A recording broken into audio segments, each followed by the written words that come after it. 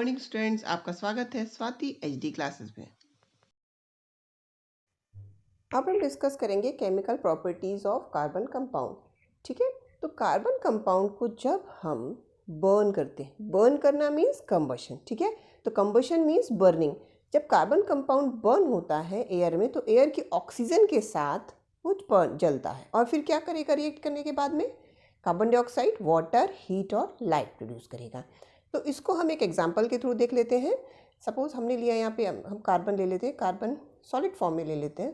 तो ये कोल ले लिया। अगर हम कोयले जलाते हैं, देखा होगा अपने घरों में भी, तो कोल को जब आप बर्न करेंगे ऑक्सीजन के साथ, तो ऑक्सीजन गैस है, यहाँ पे गैस लिख देते हैं। तो ये क्या करता है, यहाँ पर कार्बन डाइऑक्साइड प्रोड्यूस होगी plus heat and light produce होगी। तो ये एक जनरल बात है जो हम लोगों ने देखा भी। हम कितने घरों में जो जितनी भी बर्निंग होती है तो वो सभी कंबशन है, जहाँ पे हम कोयला जलाते हैं या एलपीजी स्टोव गैस वगैरह जलाते हैं। तो यहाँ पे एक और एग्जांपल देख लेते हैं। जैसे हम मीथेन ले लें, CH4, तो मीथेन गैस ले लेते हैं। मीथेन गैस को भी अगर हम बर्न करते हैं, यानी अगर उसका कंबशन किया जाएगा, तो फिर वहाँ पे क्या बनेगा? कार्बन डाइऑक्साइड बनेगा। जैसे कि हमने इसकी प्रॉपर्टी है, ये तो बनाएगा, कार्बन डाइऑक्साइड बनाएगा, उसके साथ में क्या बनेगा? वाटर। ठीक है, क्योंकि यहाँ पे H2 है तो यहाँ पे वाटर फॉर्म हो गया। वाटर फॉर्म होने के बाद में हीट और लाइट, हीट होती है जिसका यूज़ हम कुकिंग के लिए करते हैं, लाइट वगैरह के लिए भी करते हैं। ठीक है, तो अब यहाँ पे हम थोड़ा सा बैलेंस कर लेते हैं, क्योंकि हमने इसके पहले देखा है अपने कि जब हम इक्वेशन कभी भी लिखेंगे तो उसको हमको बैलेंस करना है। इसके आगे वाले चैप्टर में हम फिर से इसको एक बार और डिस्कस करेंगे। तो यहाँ पर 2H2 लगा देते हैं, तो ये भी आपकी बैलेंस होगी। तो इस तरीके से जब हम कोई भी कार्बन, उसके एलोट्रॉप्स ले सकते हैं या कार्बन के कोई कंपाउंड्स, तो वो ऑक्सीजन के साथ बर्न होके carbon dioxide, water, heat and light produce करते हैं। इसी को कहेंगे कंबशन। ठीक है, अब कंबशन दो तरीके का होगा। कंबशन कैसे कैसे हो जाएगा? एक हो जाएगा कंप्लीट। ठीक है, कंप्लीट कंबशन में क्या होगा? कंप्लीट कंबशन कब होगा? जबकि अगर आपने जो भी रिएक्शन करवाई है वो ऑक्सीजन रिच है, O2 यदि आपको सफिशिएंट है। ठीक है, सफिशिएंट अमाउंट ऑफ ऑक्सीजन अगर आपके पास में है तो कंप्लीट कंबशन होगा। जब कंप्लीट कंबशन होगा तो वहाँ पर आपको फ्लेम कैसी मिलेगी? क्लियर ब्लू फ्लेम मिलेगी। जैसे कि हम एलपीजी स्टोव वगैरह में देखते हैं, तो क्या होता है, उसमें आपको कोई भी गैस वेस्ट नहीं होती है। तो ये एग्जाम्पल अगर हम ले लें इसका, तो एलपीजी सिलेंडर में हम देखते हैं, जो हम सभी के घरों में स्टोव में जो एलपीजी स्टोव होता है उसमें क्लियर ब्लू फ्लेम होगी। अगर कंप्लीट कंबशन होता है तो ऑक्सीजन क्योंकि वहाँ पे सफिशिएंट मात्रा में होगी तो क्लियर ब्लू फ्लेम मिलेगी। और इसके एग्जाम्पल में एलपीजी स्टोव को हम ले सकते हैं। ठीक है, तो क्यों मिलता है ऐसा? उसके बाद दूसरा जो होता है हमारा, पहला कंप्लीट कंबशन हो गया, दूसरा हो जाएगा इनकम्प्लीट। अब इनकम्प्लीट मतलब जितना मात्रा में आपको उसका कंबशन होना चाहिए था वो नहीं हो पाया। अब क्यों नहीं हुआ? उसकी वजह क्या होगी कि वहाँ पर जब आपको जितनी मात्रा में ऑक्सीजन की ज़रूरत थी वो इनसफिशिएंट होगी। इनसफिशिएंट होने के कारण क्या होगा कि पूरी तरीके से वो बर्न ही नहीं होगा। जब सफिशिएंटली बर्न नहीं होगा तो वहाँ पर क्या हो जाएगा? इनसफिशिएंट है तो वहाँ पर आपको येलो फ्लेम मिलेगी। ठीक है, येलो और सूटी मीन्स क्या होता है? जब आपने देखा होगा कि जब हम कोई चीज़ जलाते हैं, लकड़ी जलाते हैं, तो येलो फ्लेम चलती है और ऊपर से धुआं बनता है। तो वो जो कार्बन पार्टिकल्स होते हैं उनको हम कहते हैं सूट्स। तो वो कार्बन के पार्टिकल्स की वजह से ही जब वो ऊपर उठते हैं तो येलो कलर की सूटी फ्लेम मिलती है। तो जब आपको कंप्लीट कंबशन नहीं होगा तो सफिशिएंट मात्रा में ऑक्सीजन नहीं मिलेगी तो येलो सूटी फ्लेम मिलती है। तो उसके एग्जांपल में आप ले सकते हैं लैंटर्न्स। जैसे हम केरोसिन को अगर स्टोव में जलाएं तो ब्लू फ्लेम मिलेगी, लेकिन वहीं लैंटर्न में उसको क्या होता है कि कंप्लीट जितना ऑक्सीजन चाहिए वो नहीं मिल पाती, तो फिर वहाँ पे येलो सूटी फ्लेम मिलती है। तो ये आपका पॉइंट हो गए कि क्यों आपको क्लीन ब्लू फ्लेम मिलेगी और क्यों येलो सूटी फ्लेम मिलती है। तो ये पहली केमिकल प्रॉपर्टीज़ थी कार्बन कंपाउंड की। अब हम दूसरी कार्बन प्रॉपर्टीज़ के बारे में डिस्कस करते हैं। अब हम यहाँ पढ़ेंगे केमिकल प्रॉपर्टी में दूसरा, ऑक्सीडेशन। जैसे कि नाम से ऑक्सीडेशन हम पहले भी पढ़ चुके हैं। ऑक्सीडेशन मीन्स ऑक्सीजन का एडिशन। ठीक है, तो ऑक्सीजन का जब एडिशन होगा तो उसको हम ऑक्सीडेशन कहेंगे, ये हम पहले भी पढ़ चुके हैं।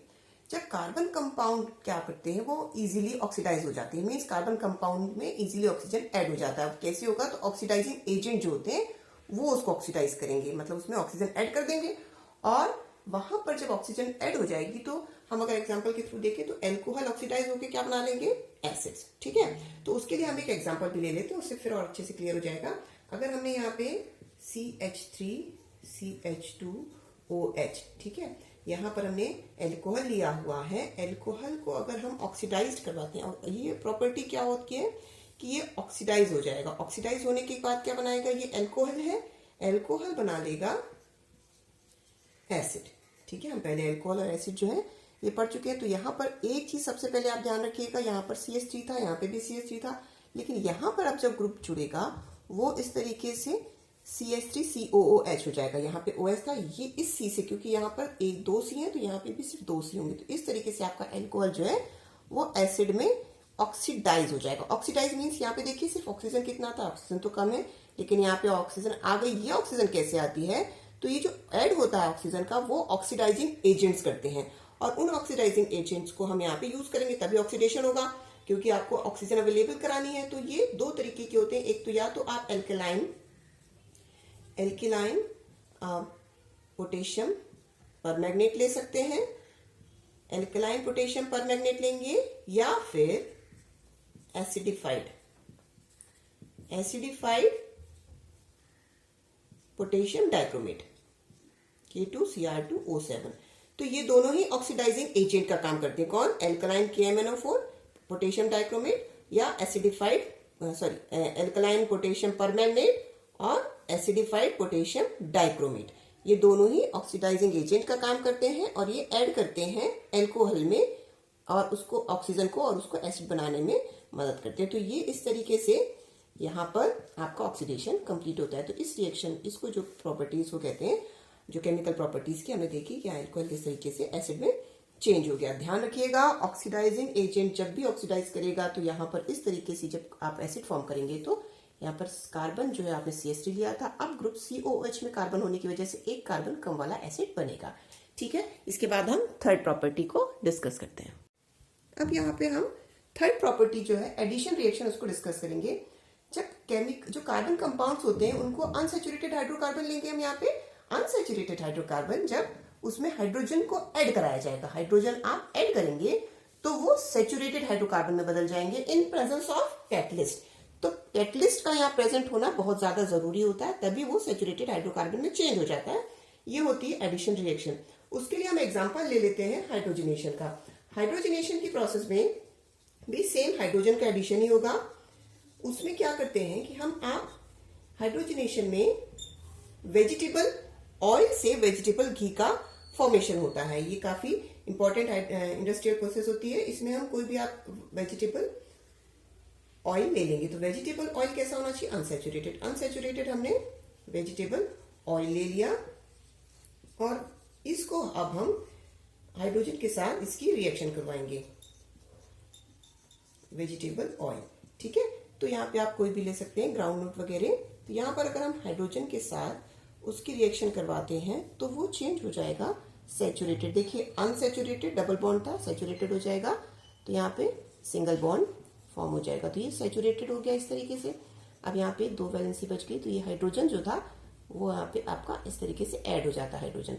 तो ये आपका बन गया वेजिटेबल ऑयल से वेजिटेबल घी। तो वेजिटेबल घी को ही हम वनस्पति घी भी कहते हैं। तो ये सेमी सॉलिड होता है रूम टेम्परेचर पे। ठीक है, तो इसका जो इसमें भी होगा क्या, सेम वही। इसमें भी आप देखिए यहां पर सैचुरेटेड हाइड्रोकार्बन था, यहां पर अनसैचुरेटेड हाइड्रोकार्बन फॉर्म हो गया है। तो इस तरीके से unsaturated hydrocarbon in presence of, यहाँ पे क्या जरूरी है, निकेल लेंगे या आप पैलेडियम ले सकते हैं। तो बिना कैटलिस्ट के नहीं होती रिएक्शन, तो ध्यान रखिएगा। In presence of catalyst unsaturated hydrocarbons changes into saturated hydrocarbons by the addition of hydrogen is called addition reaction। यहाँ पे हाइड्रोजनेशन है। ठीक है, तो ये हमारी थर्ड केमिकल प्रॉपर्टी कंप्लीट होती है। इसके बाद हम फोर्थ प्रॉपर्टी के बारे में डिस्कस करते हैं। Substitution reaction. तो सब्स्टिट्यूशन रिएक्शन जब हम कार्बन कंपाउंड में देखते हैं तो सबसे पहले क्या होगा, हाइड्रोकार्बन्स होंगे, जो भी आपके कार्बन कंपाउंड होंगे उनमें एक या एक से ज़्यादा जो हाइड्रोजन एटम होता है वो किसी दूसरे एटम के द्वारा जब रिप्लेस कर दिया जाता है, रिप्लेस्ड बाय किसी दूसरे एटम के द्वारा, ठीक है, तो उसको कहेंगे सब्स्टिट्यूशन रिएक्शन। जनरली अगर हम देखते हैं तो सैचुरेटेड हाइड्रोकार्बन्स जो होते हैं वो रिएक्ट नहीं करते हैं बहुत सारे एटम्स के साथ में, लेकिन अगर हम क्लोरीन की बात करें तो क्लोरीन के साथ वो रिएक्शन करते हैं कब, इन प्रेजेंस ऑफ सनलाइट। तो अगर हम एग्जांपल ले लेते हैं CH4 का, CH4 की यदि रिएक्शन करवाते हैं क्लोरीन के साथ Cl2, हम Cl2 को ऐसे ना लिख के थोड़ा इस दूसरे तरीके से लिख लेते हैं ताकि हमको बाद में समझने में आसानी रहे, ठीक है। तो क्लोरीन ले लिया हमने Cl2, उसको अगर हम रिएक्ट करवाते हैं, यहाँ पे सैचुरेटेड हाइड्रोकार्बन हो गया, ठीक है। मीथेन ले लिया, क्लोरीन की रिएक्शन करवाएंगे इन प्रेजेंस ऑफ सनलाइट। ध्यान रखिएगा सनलाइट की प्रेजेंस में ही ये रिएक्शन होगी और ये बहुत रैपिड होता है, बहुत तेज़ रिएक्शन होगी, लेकिन सनलाइट होना बहुत ज़रूरी है। तो जब सनलाइट होगा तो यहाँ पे एक हाइड्रोजन रिप्लेस होगा क्लोरीन के द्वारा। तो कैसे हो जाएगा, एक हाइड्रोजन 4 थे तो यहाँ पे CH3 हो गया। CH3 होने के बाद में अब ये वाला जो H था वो Cl से रिप्लेस हो गया, तो यहाँ पे बन गया क्लोरोमेथेन, और यहाँ पर आपके जो हाइड्रोजन रिप्लेस हुआ था वो एक क्लोरीन के साथ, तो HCl यहाँ पे फॉर्म हो गया। तो ये रिएक्शन जहाँ पे हाइड्रोजन रिप्लेस हो गया क्लोरीन से in presence of sunlight, chlorine यहाँ पर मेथिल क्लोराइड बना लिया है ना, या क्लोरोमेथेन कह सकते हैं। तो ये क्लोरोमेथेन यहाँ पे लिख लेते हैं, क्लोरोमीथेन। तो यहाँ पे क्लोरोमीथेन फॉर्म हो गया है और HCl यहाँ पे बना है, ठीक है। तो ये जो रिएक्शन है इसको कहेंगे सब्स्टिट्यूशन रिएक्शन, जो कि कार्बन कंपाउंड शो करता है। इसी तरीके से यहाँ पे जो क्लोरीन है एक एक हाइड्रोजन रिप्लेस होते जाता है और यहाँ पे एक एक अलग स्टेप में, तो यहाँ पे कार्बन टेट्राक्लोराइड भी बनता है, तो इसको कहेंगे हम सब्स्टिट्यूशन रिएक्शन, ठीक है। यहाँ तक कंप्लीट होता है, अपनी केमिकल प्रॉपर्टीज सभी कंप्लीट हो चुकी हैं, ठीक है। होपफुली आपको पसंद आया होगा।